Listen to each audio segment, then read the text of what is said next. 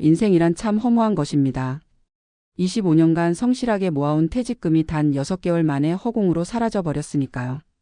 제 이름은 임종국, 올해 68살입니다.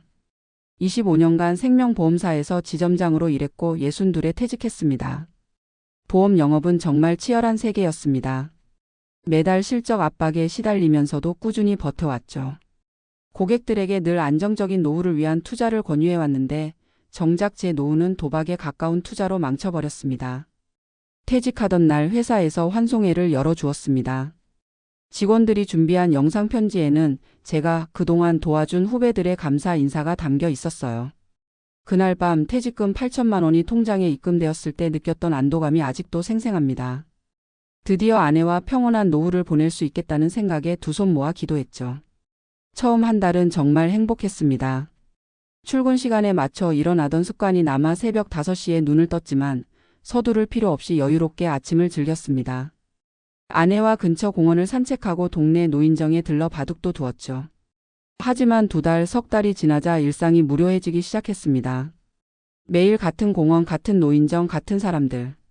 활기차게 살아온 제게는 이런 일상이 너무 지루했습니다.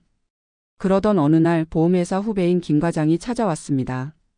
퇴직한 지 1년이 넘었는데도 젊어 보이는 그를 보며 무슨 비결이냐고 물었죠. 김 과장의 대답은 충격적이었습니다. 지점장님, 저 가상화폐로 대박 났어요. 1억 원 투자한 게 3억 원이 되었습니다. 그의 말에 처음엔 반신반의했습니다. 보험맨으로 늘 안정적인 투자를 권해왔던 제가 어떻게 그런 투기에 관심을 가질 수 있었겠습니까? 하지만 김 과장이 보여준 수익 그래프와 통장 잔고는 거짓말 같은 현실이었습니다. 그날 밤 잠을 이루지 못했습니다. 나도 도전해볼까? 하는 생각이 머릿속을 떠나지 않았습니다. 다음 날 아침 김 과장에게 전화해 자세한 이야기를 들었습니다. 비트코인이니 이더리움이니 하는 생소한 용어들이 쏟아졌지만 김 과장은 친절하게 설명해 주었죠. 초보자는 일단 이더리움부터 시작하세요. 요즘 상승세거든요. 그의 조언을 듣고 1천만 원을 투자했습니다. 평생 안정적인 투자만 권해온 제가 처음으로 모험을 택한 순간이었습니다. 처음 3주일은 정말 행운이었습니다. 1천만 원이 1,500만 원으로 불어났고 그 성공에 고무되어 3천만 원을 더 투자했습니다. 아내에게는 차마 말하지 못했습니다. 성공하면 깜짝 선물로 준비하고 싶었거든요. 매일 아침 핸드폰으로 수익률을 확인하는 게 일과가 되었습니다. 상승과 하락을 반복하는 그래프를 보며 가슴이 쿵쾅거렸죠. 마치 젊은 시절 복권을 기다리던 설렘과 비슷했습니다. 1개월이 지나자 4천만 원의 투자금이 5,200만 원으로 불어났습니다. 30% 수익이었죠. 이런 수익률은 제가 지금까지 경험해 본 적 없는 것이었습니다. 더 큰 돈을 벌기 위해 남은 퇴직금 4천만 원도 모두 투자했습니다. 올인이라는 말을 처음 알게 된 순간이었죠. 그러나 행운은 오래가지 않았습니다. 투자 후 일주일 만에 가상화폐 시장이 폭락했습니다. 중국의 규제 소식에 모든 코인 가격이 반토막이 났죠. 아침에 일어나 핸드폰을 확인한 순간 제 눈을 의심했습니다. 8천만 원이 4천만 원으로 줄어들어 있었던 거예요. 식은땀이 흘렀습니다. 일시적인 하락일 거야, 곧 회복될 거야 라고 스스로를 달래봤지만 이후 2주일간 시장은 계속 하락했고 결국 제 8천만 원은 2천만 원으로 줄어들었습니다. 절망감에 빠져 있을 때 김 과장이 전화했습니다. 지점장님, 너무 걱정 마세요. 이럴 때 더 투자하면 평균 단가가 낮아져서 회복될 때 더 큰 수익을 볼 수 있어요. 그의 말에 희망을 품고 대출을 알아보기 시작했습니다.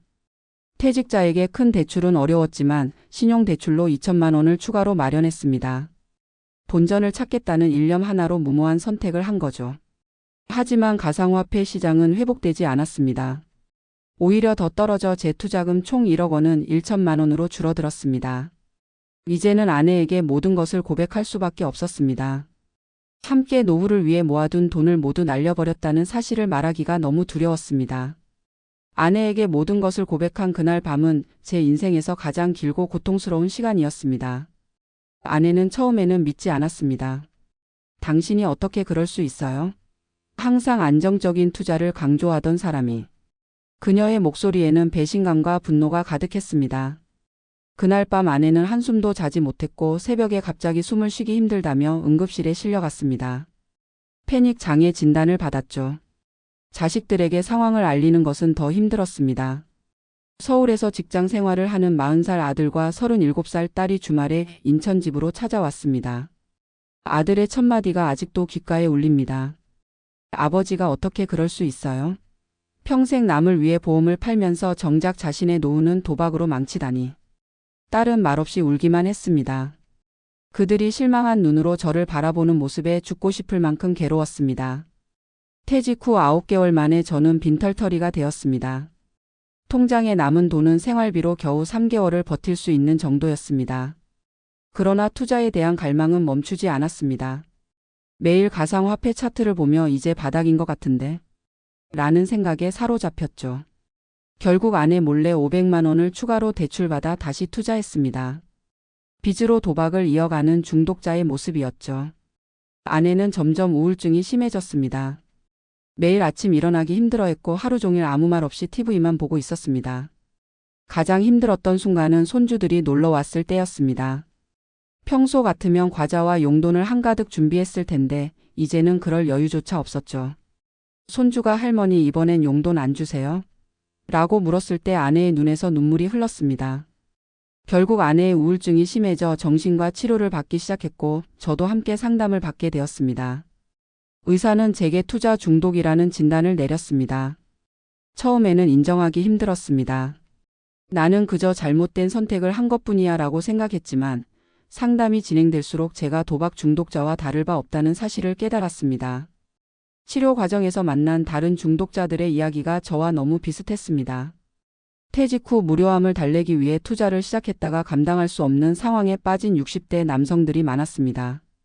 그중 한 분은 30년간 모은 퇴직금 3억 원을 모두 잃고 아내와 이혼까지 했다고 합니다. 그의 이야기를 들으며 나도 그렇게 될 수 있었구나라는 생각에 등골이 오싹했습니다. 중독 치료 프로그램은 6개월간 진행되었습니다. 주 2회 집단 상담과 1회 개인 상담으로 구성되었고 점차 제 문제를 직시할 수 있게 되었습니다. 가장 큰 깨달음은 제가 퇴직 후 정체성의 상실을 경험했다는 것이었습니다. 25년간 보험맨으로 살아온 제게 갑자기 찾아온 무력감과 무의미함이 도박 중독의 시작이었던 거죠. 치료 3개월 차에 중요한 결정을 내렸습니다. 재취업을 하기로 한 것입니다. 66살의 나이에 새로운 일을 찾는 것은 쉽지 않았습니다. 수십 군데 이력서를 넣었지만 대부분 거절당했습니다.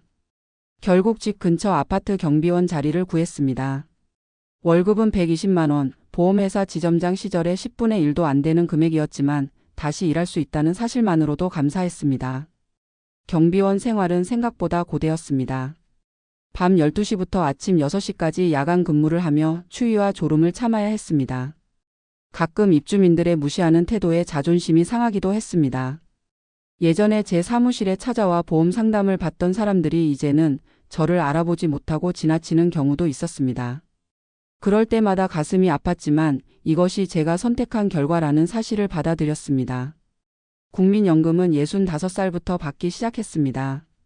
월 105만 원, 경비원 월급과 합하면 225만 원으로 최소한의 생활은 가능했습니다. 대출금 상환에 매달 60만 원, 생활비로 150만 원을 사용하고 남은 15만 원은 다시 저축하기 시작했습니다. 작은 금액이지만 다시 돈을 모을 수 있다는 사실이 위안이 되었습니다. 아내의 상태도 조금씩 나아졌습니다. 약물 치료와 상담을 통해 우울증이 호전되었고 다시 요리를 하고 집안일을 하기 시작했습니다. 가장 큰 변화는 함께 미래를 계획하기 시작했다는 것입니다. 비록 화려한 노후는 아니지만 서로 의지하며 살아갈 수 있다는 희망이 생겼습니다. 자식들과의 관계도 조금씩 회복되었습니다.